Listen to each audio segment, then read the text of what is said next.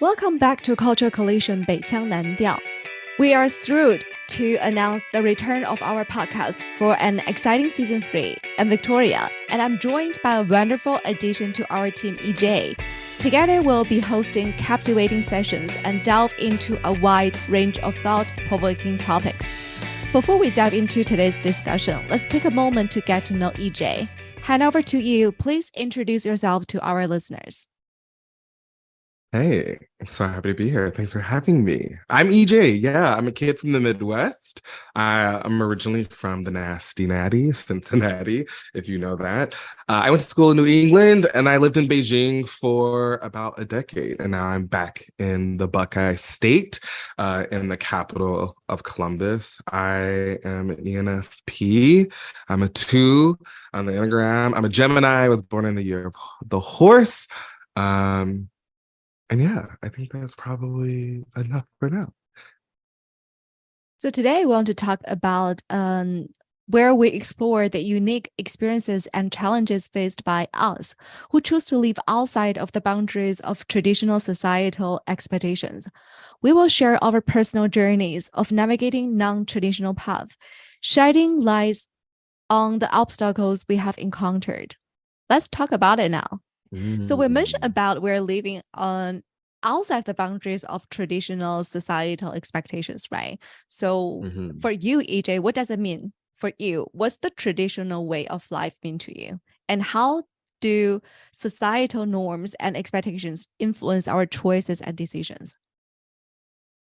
So I don't know, if I had to think about the traditional, like most traditional life, I think there's sort of the general sort of American sense that I think about it, right? Like you make as much money as you can to live a secure and happy life, get married, have your kids, get your house, all of that.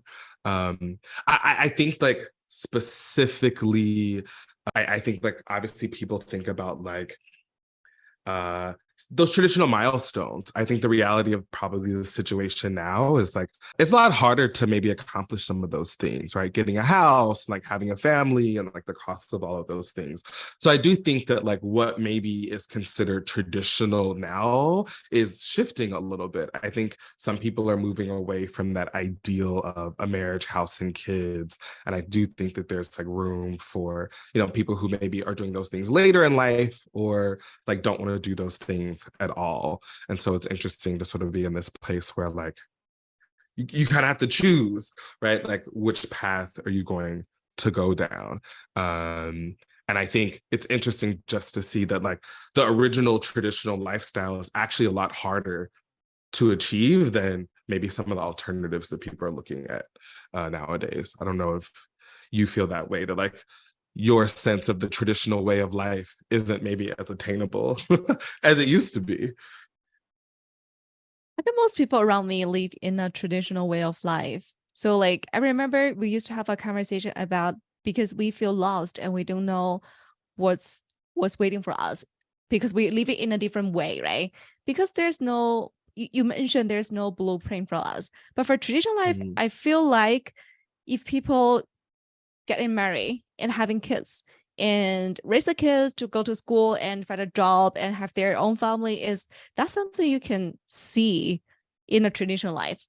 I think obviously like living in Beijing, most of my friends there weren't doing anything that was particularly traditional from like what I just described. Now that I'm back here, most of my neighbors, yeah, I mean like it is very like marriage and kids, they're having kids or they're planning on having kids, and it's interesting to like not be necessarily on that path. I don't know if that's like just yet or just where I am right now.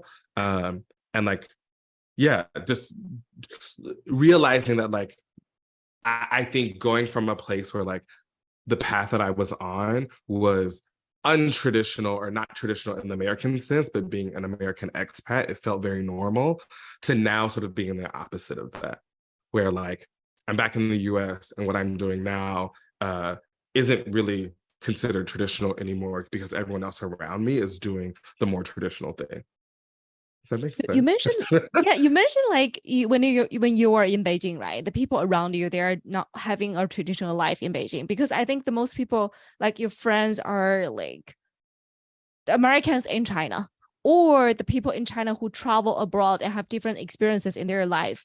Do you think Mhm. is that because the reason why you and I don't have a traditional life because we see different things and live in different countries. That's why when you Mhm. back in the US, right? And then you realize the people around you, they have a so-called traditional life. I think that's a good question. I think that definitely impacts it. I don't know if that is the reason why I initially like sort of like started out on an unconventional or like non-traditional sort of way.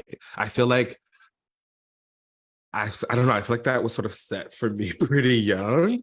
Like given like my family background, I think like most things that I've done in life have been sort of out of like the realm of what was considered normal or expected or traditional in my family. Um, but I think that like the flavor of what is considered like traditional or not traditional has changed as I've gone through different stages of my life. Right. So like growing up in a family that is like military background, very sort of religious background, like Southern Baptist. So growing up in the church, I mean, like in the US, the church and the military are probably like two of the most like traditional, like expectations, convention, conform things that you can think of. And as I've gotten older, like my interest always sort of took me away from those things, like where there was my interest in Asia, or music and theater and things like that. Um, and so I think I have a pattern of looking to do things differently. But I don't know. I don't know if I'm like, I just want to be different. I think there are some people who like to do that, like to be contrarian for the sake of that. I wouldn't say I'm that person. I don't know. Do you find that like are you like want to be different for different sake, or you just happen to find yourself in a different situation than most of your peers and your friends? I think it just happened to like that. It's not like I want to be different with everybody else. Like in age of 25, maybe I something like when I want something, it's not just like get into marriage. Back then, maybe they're different, but like I think with you getting older, you just have a normal way of thinking what a traditional life should be. Just like how the life leads you to you are right now. It's not like necessary you want Mm-hmm. something different. Like people get married, people have Mm-hmm. kids, and you don't get married, you don't have kids. It's not really like that. I'm also like coming from a very traditional family as well. So both of my parents and my grandparents have like military background as well, and they get married. Mm-hmm. And none of my family members ever get divorced.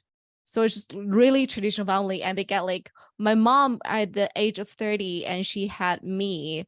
So it's just like I think this life you don't know like what's gonna happen to you in the life. So yeah, and we are just who we are right now. Yeah. It's interesting that you say like so traditional that like they don't get divorced, which is so interesting because that's not the case in my family. I mean, like divorce and movement and things like that. But I don't know, it's interesting just thinking about the idea that like, I don't know, people being different and focusing on different. I don't know if you've heard, there's like some joke or some internet thing where they're like, oh, they're not like the other girls, she's different. And it's so funny that like people want to make you, I don't know, feel some type of way for uh being different. But it is funny, the people who sort of go out of their way to be different. I don't know. I found that like a big sort of shift for me has been like realizing that there are aspects of my life that I do think are quite traditional, or whether it's like behaviors of the way that I think, and then there's other aspects that I feel like are, like not very traditional, or they're like traditional ish. So like for example, I feel like I grew up very like in a place where I had a lot of siblings. I have 5 brothers and sisters, a big family. I'm used to being around it. But, oftentimes the narrative in the US is like, okay, you grow up, you turn 18, you go to college, you do your own thing, and you're on your own. I feel like I really took that to heart. And I was like, I can't wait to leave. I went to school away from Ohio, and then I lived in China. I tried to get away as far as I can, and to figure things out and like who I wanted to be. And it was interesting that in doing that, I felt like I really lived out that idea of like being independent and being yourself. And like it was being in China that I think like made me start thinking about like what responsibility or obligation might I have to my family, and which is obviously something that I feel like is a lot more traditional and commonplace in China for people to be considering, like xiaoshun, filial piety, paying attention to their family, whether you want to or not. And it was interesting for me, having lived in that culture for so long, then wanting to like take a piece of that tradition and like bring it back. And like come now that I'm in the US, I'm like constantly thinking about like, okay, like my parents are getting older, like what do we do? Like like I think it's my responsibility to take care for them, which is interesting because it's not something that my parents expect at all, right? I think they expect that like we'll check in on them, but like I don't think they expect that I'll take them in, or like I'll have a room for them in my house, or any sort of like extra sort of care. The idea is that like, okay, you've worked, you take care of yourself, you've set up your retirement or whatever. So I don't know, that's something that I find to be um something that I'm embracing, like a newfound tradition that I'm embracing that I don't think would have really fit my life before and what I was doing. And it's interesting because I don't know if that's something that is also traditional in America now. I see my neighbors have a lot of sort of contact with their family, and maybe it's an Ohio Midwest thing, a very sort of family centric culture. But I don't know. I haven't lived here. Like, so for me, it feels new or different, but like, I honestly don't really know what sometimes like what is traditional nowadays and what isn't. I feel like during the past 10 years of my life, I live in a traditional way because I think we are so different because I live in, you spend your like adulthood, like it's beginning of our adulthood and to early 30s, you were in China, in different far away from your parents. But I was like most of my time, I was in Beijing. I born and raised in Beijing, and I also Mhm. live with not like really live with my parents, but I check on them every weekend. And by last year, I moved back with my parents for like a couple months, and then I moved to Mhm. Singapore this year. I just feel like if family, like say about like family, I live in a pretty traditional way to stay with the family, to take care of them. But I feel like right now I'm just, because I stay at home for a long time, and now I want to like be away and to live my own life and try different things. Not really try different things, but like I think for me, I'm in early 30s and I chose to move, to leave China, leave my home, leave my family and friends, and to move Singapore. That for me is quite challenging. It's very different. And I think that's something like people at my age, they won't choose to do the same, right? Like for you is when you're like staying in Beijing for like 8 years and you decide to come back to home. And now you're like with your family, close to your family and friends. Yeah. No. Mhm. How do you deal with that? Like, I don't know. I imagine, as you said, like it's a challenge. It must be uncomfortable being in a space where like you're trying to figure out like finally doing something for you, doing things that you want, but being maybe at an age or a place in your career or sort of in your sort of social circle where like the expectation is that like you should be focusing on marriage, kid, or whatever the milestone or thing is. But like that doesn't seem, I don't know, is that still a top priority for you? And like, how do you reconcile, like wanting to have this moment of like, self-discovery, creation of self, doing whatever, while also having to deal with like, knock, knock, knock, like, hello, what are you doing? How do you reconcile that in a new culture, in a new space, like without that friends and support? I think it also brings back to our topic about traditional life here, right? So like living in Singapore, even though I've only been here for like 3 months, I don't have like a big say of how I feel and how I get the Singapore society. But with Mm, my like limited 3 months experience, I feel like it's more like a very traditional way of living as like Chinese people, because most people in Singapore, they're like Chinese.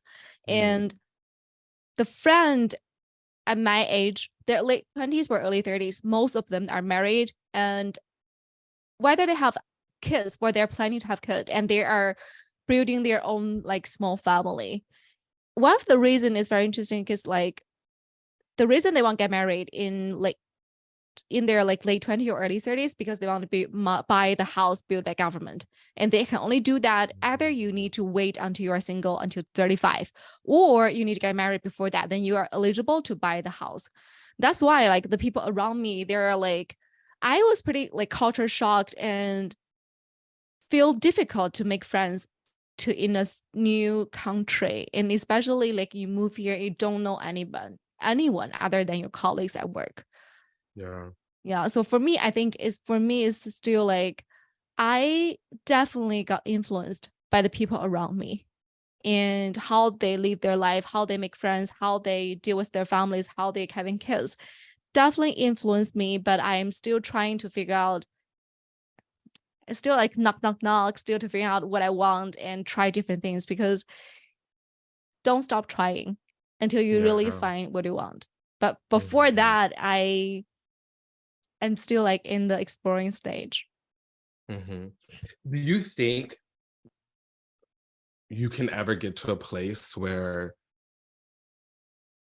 I don't know, you know what you want and you'll get there? Or do you feel like there's this constant sort of part of exploration and movement, right? Even if you aren't like moving countries, right, and in between cultures, right? Do you see yourself getting to a place where you're like, okay, like I figured it out and like this is it. Like I found my No, path. No. I don't think I know like what my path is. I'm just like, because I've seen a lot of like people living in the traditional life. Like we discussed before, I've seen a lot of people in their early 30s, they know, they seems to know what they want. But if you really have the conversation with them, I think they are lost as well. But this is like they are Mm, pushed by the people around them, by the families and friends, by the society, by the government, right? If you want to buy a house, then you need to get married. And then people think, yeah, I get married and next step is to having kids. So they live in a past where like they changing their careers and they're doing their trying to like get more paid, like having a better job. That's just like the society pushes you to do what you think you want. But like mhm, they don't really have time to think about, is this something they really, is this like their dream life, something they really want? mhm.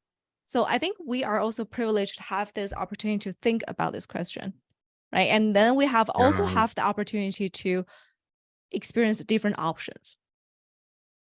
But at the same yeah, time, I think it's also have like consequences. Like the downside of this is like you feel lost and you don't, it's really hard to make friends and communities in a new environment, even for you as well, right? You're moving back to the US after 8 years in a different country.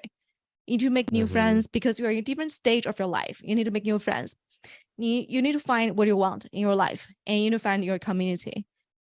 And what about career? What about your personal life? That's all like, it's very challenging, I would say. How yeah, do you feel? yeah.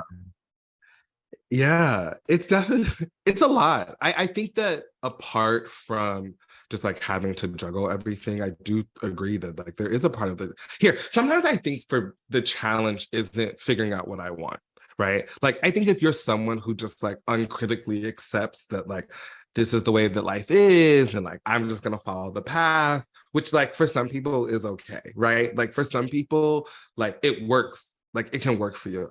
I don't think that like it was ever going to work for me. I think that like given who I am, like there's aspects of my identity. I just the tried and true path, which is never going to work for me. It took me a really long time to get to a place to accept that, right? To accept that like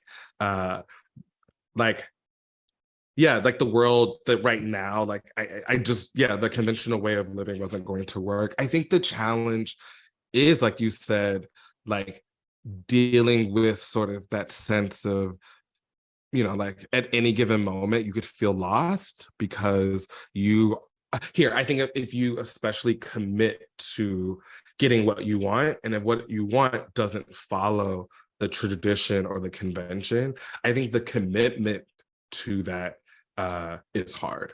Like to me, that's the hardest thing. Because the easy thing to do, of course, is to be like, oh, okay, well, like whatever, I'll just like get married. I'll just like do what everyone else does because it's easier. Like I was talking to my older sister today, and she was saying that one of her friends, like, like us, like young, ambitious, smart, like has a good job, right? Like financially does well for herself. And like her financial planner was like you're doing things right, but like you're still behind because you're not married.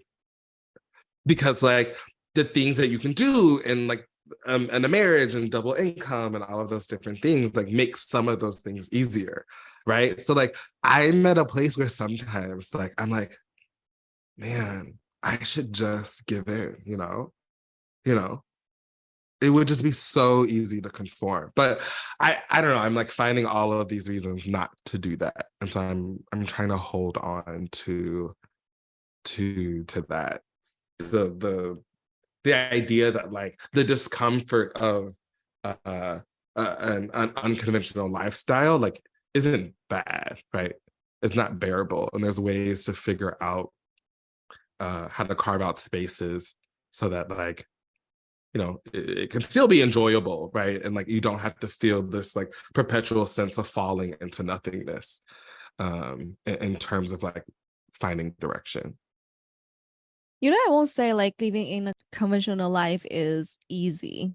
It's easy compared to the circumstances where we are right now because we don't know what we want. So figure out what you want is difficult. But even though Yeah. you live in a conventional life, a traditional life, right? It's also difficult because maybe all your goal is to how to make this family a happy life and how to raise your kid and then how to make your child into a good school, a good primary school and then middle school and then college. And you got to think of all the ways to try to make money and raise this kid. It is also very difficult, but difficult in a way is very clear to you. You know what's next step. Yeah. For Yes. now, for us, yeah, it's difficult because we don't know what we want next. Maybe someday we want to go back to the traditional life, right? Nobody knows, but just like the current life stage, I think is very difficult for us. Yeah. Yeah. Yeah. For sure. Yeah. I think also for us, we have like self acceptance and caring less about people's opinion. There are essential aspects of forging like our own path. So how did you reach a point of acceptance and embrace your unique lifestyle? I feel like it's a continual thing. There are aspects of myself, my being, my existence that like are a lot easier for me to accept that they are atypical, non-conventional, sort of what have you. I think there are other aspects that are still really challenging. Part of that is like my own thing, like my own internalized blockage. I think a lot of it is like, you know, depending on where I've lived, right? There are laws and policies that sort of make things harder. I think it's just also I think it's also realizing that like we keep changing, right? And so as you keep changing, you have to continually like evaluate and update. I think for me, the things that have really helped are speaking of getting lost, is like getting lost in other stories. I think that sometimes like we tell ourselves like, oh, like I'm the only one doing this, right? We talk about like the burden of the first, and like, it's exciting, but it's also so exhausting to like have to trailblaze and sort of be out here and doing the first thing. I think in reality, though, is that if you look beyond maybe some of the mainstream stories and like narratives that there are about like lifestyle and things like that, I think you do end up finding that there are these pockets of like, people who, right, have been living maybe a life that's a bit more similar to yours if you go out and look for it. So I've been doing a lot of reading that has really helped. And it's like, I don't know, some of it is academic and like, but some of it is just like fun, right? And stories. So I think that really getting invested in like other stories has probably been the thing that has been most helpful for me. When I'm in a position to do it, my friends have been really, really great.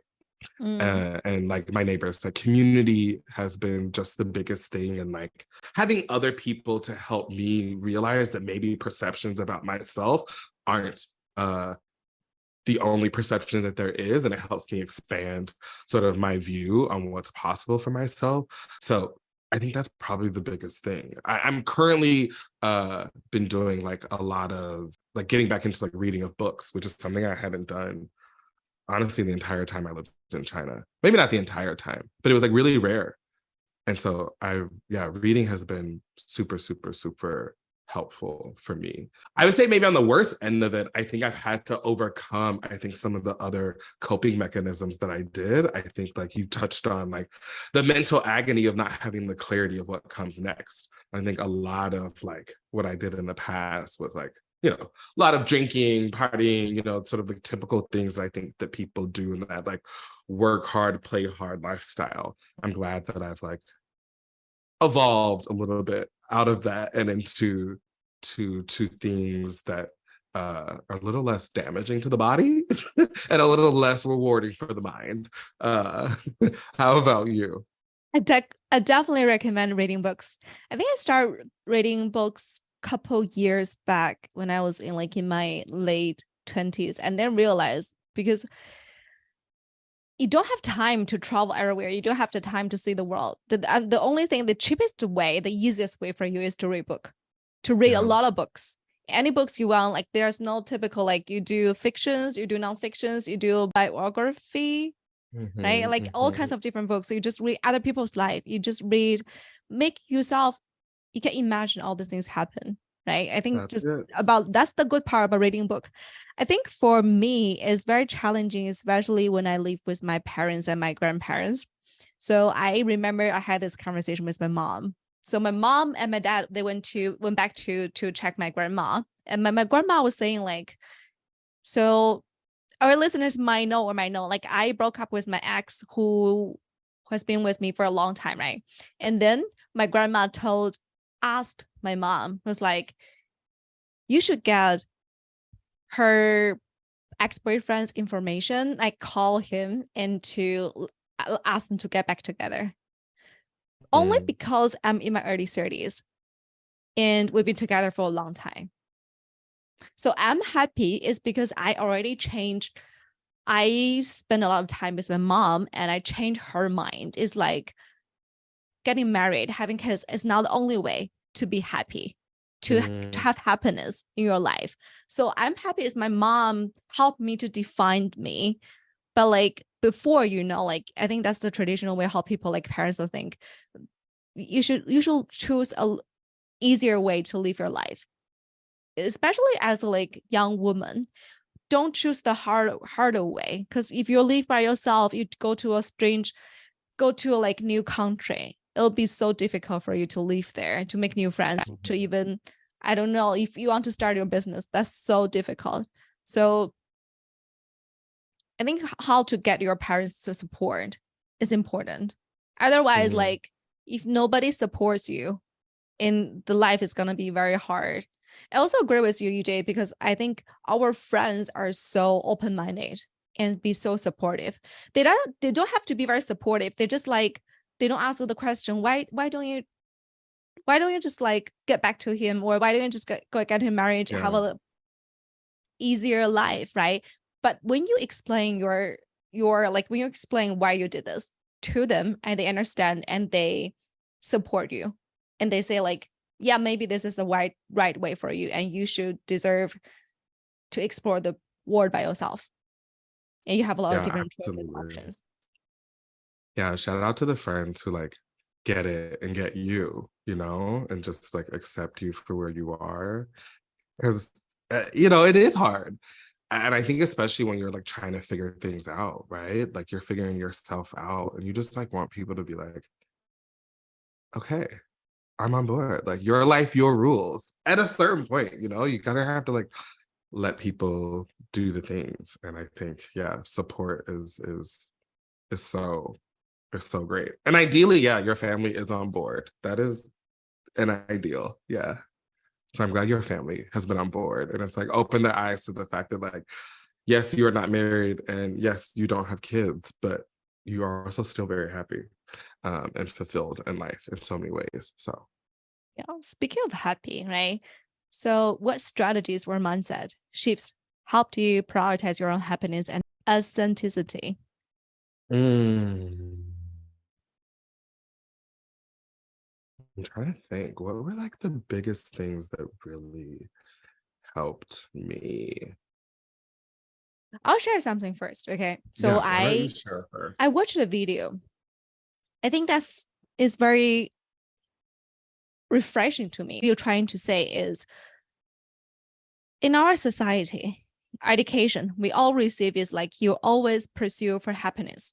And the only thing you should experience in your life is happy.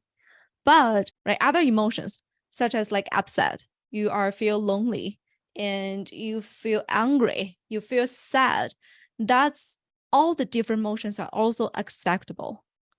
You don't need to like swift or change from sad to happy. You can just enjoy yourself being sad. And all of our emotion cannot be sustainable. Like happiness cannot be sustainable. You can be happy in like today, but you can be happy like 24 hours or even like Mhm. 48 and 72 hours. Nobody can live like that. And you don't, I think we need to change our mind is to pursue happy is the only goal of our life. I think you have said that. It makes me think about, I've done this a couple of times. Um, there was this thing that was like really big a long time ago. It was like 100 days of happy. I don't know if you've heard about it. Uh I can't remember who started it, but it was like something, it was like big on Facebook or maybe yeah, maybe like when Facebook was still really Like a big. challenge. Yes, and like the goal is like, can you be happy for 100 days in a row? Like, can you pick one thing every day and you had your own little hashtag? And I don't know. I like tried it out when I was like first moving to Beijing. I was like really nervous about all the different things that are going to happen and the changes, like what things were going to be. And I was like, maybe I can just like focus on one thing a day, even if I'm having like a horribly shitty day, right? A crappy day. There's at least like one thing that probably went well. Um, so I think that has been a big thing. And like I've done it a few times. And sometimes it's just a reminder for myself of like, that helps. Um, yeah, 100 days of happy. I think that's maybe like the most like intentional sort of strategy thing. I think the other thing is like being with people and like being I think that like as someone who like loves to think and read, like you talk about like imagining other ways, I could do that literally all day. Like if I didn't have a job, I would just like sit in my head and like imagine and think about things all the time. I love doing it. It's amazing. But like when you get stuck in that space, like I don't know, you miss out on living life, right? Like life is happening right now. So I have to remind myself to like, get out of my head, get out of my house and just like, I don't know, be with real people IRL. So that makes me quite happy as an extroverted person for sure. Yeah, I just want to say that because like I think my energy also comes with like spend time with my friends. I need to get like talking to you guys have like bring my energy. Sometimes I like people we need some like me time, be myself alone, like reading books. But also like whether I think for introvert, they also need a very good friend to talk to. Someone to Yeah. talk to, someone to be with, even though you don't have to talk to someone, just be with them together and like you read the book and he watches TV, something like that. It's also give you an energy like a sense of like calmness in your life. I think that's also very important. Yes. I think especially if the goal is to be like authentic as well, like you have to ideally do that with other people, right? In community with other people, right? Because otherwise, right, like you're just for yourself. So do it with people for sure. Yeah. So in this season, we change our way to end each episode, and we want to give people some like helpful tools, or at least something like we find very helpful. So, Rai, what's your recommendations for people according to this topic? How people can like where they can find happiness, where like they can find themselves? What's your recommendations? Something that I want to recommend people look into is actually an article that I think came out maybe a couple years ago by The Atlantic, and it's called "The Case Against Marriage." And it's interesting. I think, regardless of whether or not you want to get married or sort of what your view on like a happy lifestyle looks like, I think it's interesting because it talks about what happens when we self-isolate and we don't prioritize sustaining friendships and community outside of the nucleus of a traditional sort of relationship.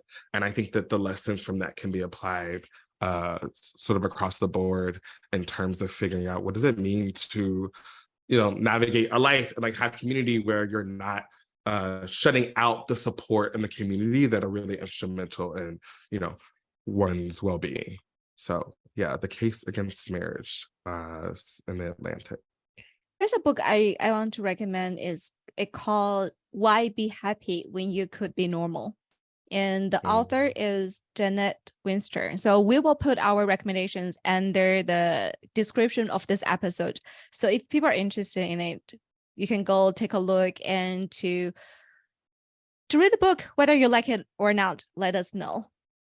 Thanks everyone for tuning into this episode. We hope that you learned something new from our stories, or that our stories inspire you to think about your own and the ways that there might be tradition or convention or lack thereof in your own life. If you like this episode, please rate us, share with a friend or someone you know who might also be going through similar things. And we hope to see you back with us with our next episode coming soon. Bye. Bye.